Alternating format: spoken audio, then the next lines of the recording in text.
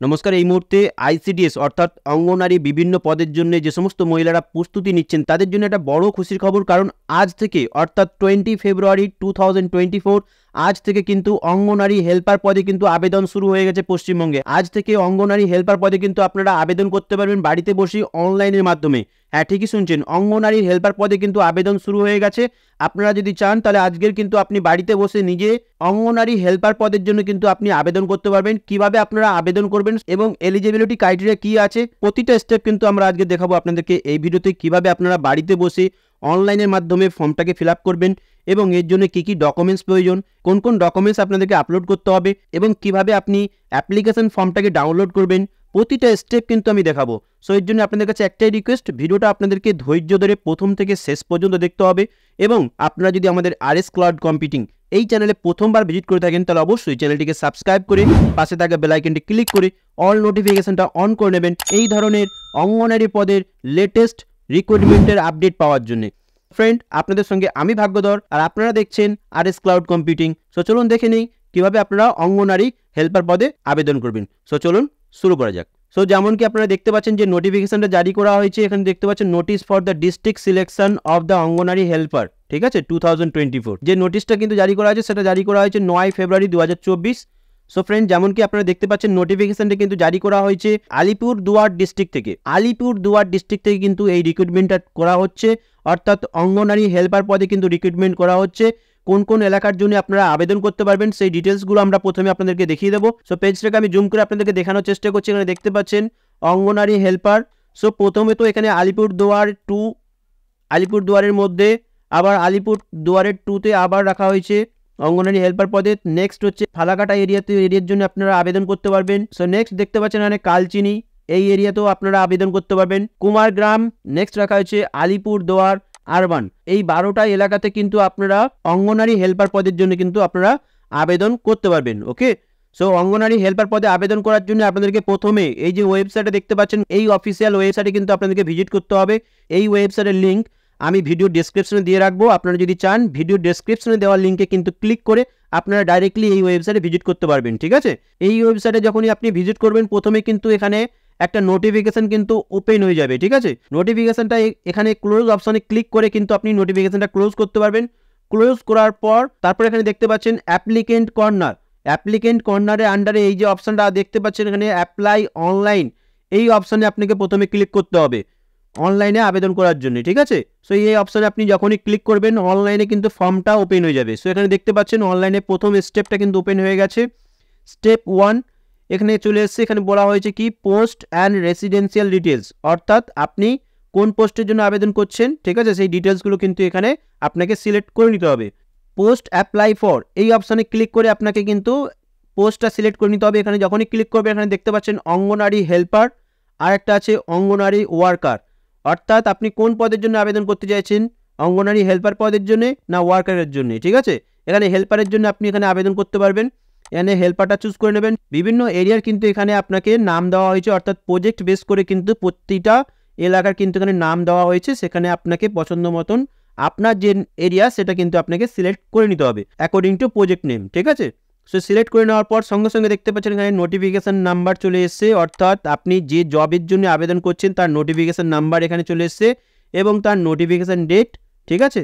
So next হচ্ছে আপনাকে এখানে আপনার গ্রাম পঞ্চায়েতটা সিলেক্ট করে নিতে হবে। এখানে দেখতে পাচ্ছেন লেখা আছে সিলেক্ট রেসিডেন্ট অ্যান্ড অ্যাপ্লাইড গ্রাম পঞ্চায়েত, ঠিক আছে। আপনি যে গ্রাম পঞ্চায়েতের মধ্যে বিলং করছেন সেই গ্রাম পঞ্চায়েতটা এখানে সিলেক্ট করে নিতে পারেন।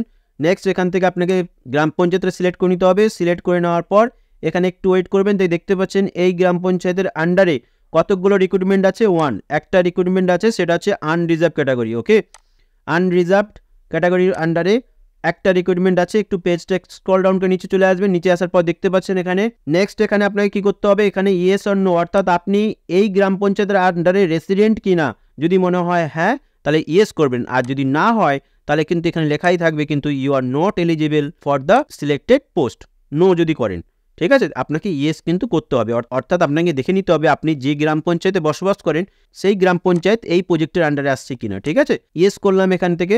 নেক্সট হচ্ছে কি করবে, এখান থেকে দেখুন রেসিডেন্সিয়াল সার্টিফিকেট ইস্যু ডেট, অর্থাৎ আপনার কোন ডেটে আপনি রেসিডেন্সিয়াল সার্টিফিকেটটা পেয়েছেন। এখান থেকে ডেটটা সিলেক্ট করে নেবেন। সিলেক্ট করে নেওয়ার পর নেক্সট হচ্ছে এখানে ইস্যু অথরিটি, কে আপনার এই রেসিডেন্সিয়াল সার্টিফিকেটটাকে ইস্যু করেছে, এখানে সিলেক্ট করবেন এমপি, এমএলএ, ডিএম, এডিএম, প্রধান, ব্লক অর্থাৎ বিডিও, যেখান থেকে আপনি রেসিডেন্সিয়াল সার্টিফিকেটটা পেয়েছেন সেইটাই কিন্তু আপনি এখানে সিলেক্ট করবেন। যেমন কি এখানে আমি প্রধানটা সিলেক্ট করলাম। নেক্সট হচ্ছে প্রসিড অপশানে নেক্সট ক্লিক করব। ক্লিক করার সঙ্গে সঙ্গে কিন্তু আমাকে স্টেপ 2 থেকে নিয়ে আসা হয়েছে, যেখানে আপনার অ্যাপ্লিকেন্টের নাম, নেক্সট হচ্ছে এখানে অ্যাপ্লিকেন্টের মোবাইল নাম্বার, তারপর হচ্ছে তার ফাদার্স নেম, এই জায়গাটা বসে নিতে হবে এই বক্সে, তারপর হচ্ছে গার্জিয়ান নেম। হতে পারে আপনি যদি ম্যারিড হন তাহলে আপনার গার্জিয়ান নেমটা এখানে অর্থাৎ আপনার হাজবেন্ডের নামটা আপনি দিতে পারেন, আর যদি আপনি আনম্যারিড হয়ে থাকেন তাহলে আপনি গার্জিয়ান নেমও কিন্তু আপনার পিতার নেম দিতে পারেন, ঠিক আছে।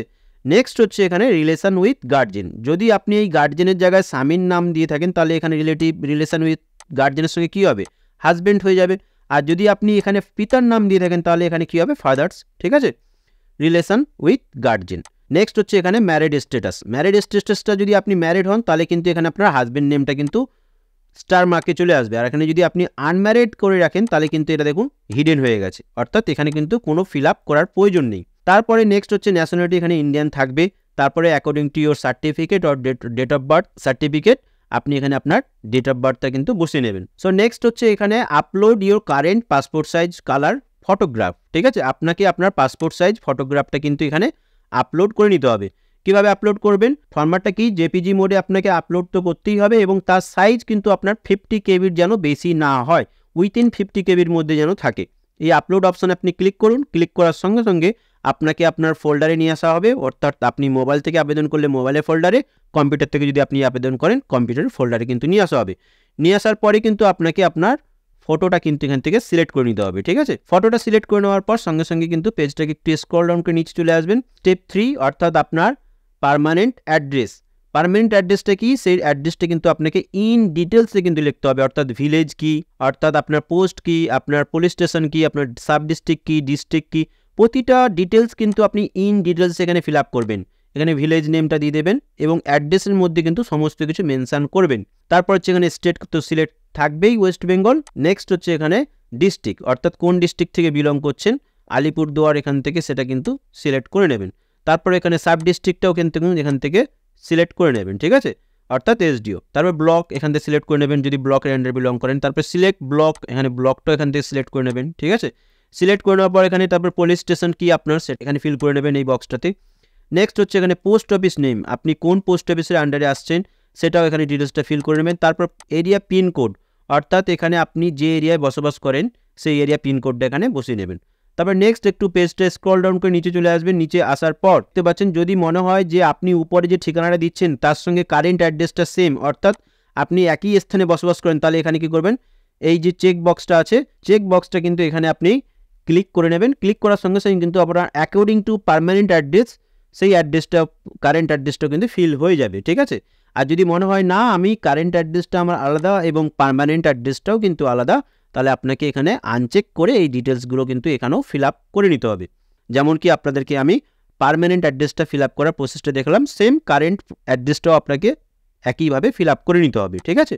এবার পেজটাকে একটু স্ক্রল ডাউন করে নিচে চলে আসবেন। নিচে আসার পর এখানে দেখতে পাচ্ছেন আইডি প্রুফ। নেক্সট হচ্ছে এখানে আইডি প্রুফ ডিটেলস, এখান থেকে আপনাকে আইডেন্টিটি কার্ডটা আপনি সিলেক্ট করে নেবেন। তারপর হচ্ছে এখানে আইডেন্টি কার্ডের নাম্বার, অর্থাৎ আপনি যদি এখানে আধার কার্ড সিলেক্ট করেন তাহলে আধার কার্ড, যদি মনে করেন প্যান কার্ড তো প্যান কার্ড, যদি মনে হয় ভোটার কার্ড। সো এখানে আমি আধার কার্ড যদি সিলেক্ট করি তাহলে আধার কার্ডের নাম্বারটা কিন্তু আমাকে এই বক্সে বসিয়ে নিতে হবে, ঠিক আছে। নেক্সট হচ্ছে এখান থেকে আপনার কাস্টটা সিলেক্ট করে নিতে হবে, অর্থাৎ আপনি যে কাস্টের মধ্যে বিলং করেন, আপনি যদি এসসি এসটি ওবিসি হয়ে থাকেন সেই ডিটেলসগুলো কিন্তু এখানে ওপেন হয়ে যাবে। আমি এখান থেকে এসসিটাই সিলেক্ট করে নেবো। নেক্সট হচ্ছে এখানে আপনার ডিস্ট্রিক্ট ইস্যু, অর্থাৎ কোন ডিস্ট্রিক্ট থেকে আপনার কাস্ট সার্টিফিকেট ইস্যু করা আছে সেটা আপনি এখান থেকে ফিল আপ করে নেবেন। এসডিও কোনটা পড়ছে সেটাও সিলেক্ট করে নেবেন। কাস্ট সার্টিফিকেট নাম্বারটা এখানে বসিয়ে নিতে হবে। তারপর নেক্সট হচ্ছে এখানে আপনার ডেট অফ ইস্যু, অর্থাৎ কোন দিন আপনার কাস্ট সার্টিফিকেটটাকে ইস্যু করা হয়েছে, ঠিক আছে, সেটাও কিন্তু আপনাকে এখান থেকে সিলেক্ট করে নিতে হবে, ঠিক আছে। এই সমস্ত ডিটেলস ফিল আপ করার পর নেক্সট হচ্ছে এখানে 7 স্টেট ডিসেবিলিটি, অর্থাৎ আপনি যদি মনে করেন যে হ্যাঁ আপনি প্রতিবন্ধী আছেন তাহলে ইয়েস করবেন, কিন্তু হ্যাঁ আপনার প্রতিবন্ধীর পার্সেন্টেজটা কিন্তু 40% যেন বেশি থাকে, তবেই কিন্তু আপনি এখানে ইয়েস করবেন, অন্যথায় আপনি এখানে নো করে নেবেন, ঠিক আছে। নেক্সট হচ্ছে এখানে 8 স্টেপ, অর্থাৎ আপনার এডুকেশন কোয়ালিফিকেশানটা এখানে আপনাকে কিন্তু মিনিমাম 12 পাস হতে হবে, অর্থাৎ আপনি যদি অঙ্গনওয়াড়ি হেল্পারের জন্য আবেদন করছেন তাহলে কিন্তু আপনাকে মিনিমাম 12 পাস হতে হবে। তারপরে এখানে হচ্ছে আপনার পাসিং ইয়ার, আপনি কোন বছর পাস করেছেন, অর্থাৎ আপনি কোন বছর 12টা পাস করেছেন, এখানে পাসিং ইয়ারটা লিখে নেবেন। নেম অফ দ্য ইনস্টিটিউট, অর্থাৎ আপনি এখানে কোন বোর্ড থেকে পাস আউট করেছেন সেটা কিন্তু এখানে ডিটেলসটা এখানে লিখে নেবেন। পার্সেন্টেজ কত পেয়েছিলেন সেই পার্সেন্টেজটা কিন্তু এখানে আপনাকে লিখে নিতে হবে, ঠিক আছে। সো নেক্সট হচ্ছে এখান থেকে আপনার হায়ার এডুকেশনটা আপনি সিলেক্ট করে নেবেন, অর্থাৎ আপনি যদি 12 পাস হয়ে থাকেন তাহলে 12 পাসটা এখানে সিলেক্ট রাখবেন। আর যদি মনে হয় যে না আপনি আরও বেশি দূর পড়াশোনা করেছেন তাহলে এখান থেকে আপনার পোস্ট গ্রাজুয়েট যেটা হবে আপনাকে সেই অপশানটা আপনি এখান থেকে সিলেক্ট করে নেবেন, ঠিক আছে। ওই ডিগ্রি বা আন্ডার গ্র্যাজুয়েটে বা গ্র্যাজুয়েটে আপনি কত পার্সেন্ট পেয়েছেন এখানে মার্কসটা লিখে নেবেন, তারপরে আপনি পাস আউট হয়েছেন সেটা লিখে নেবেন এবং তারপর বোর্ড বা ইউনিভার্সিটির যে নাম আছে সেটা কিন্তু আপনি এখানে লিখে নেবেন, ঠিক আছে। এই অপশানটা লেখার পর নেক্সট হচ্ছে এখানে আপনার 10th অর্থাৎ 10 নম্বর স্টেপে চলে আসবেন।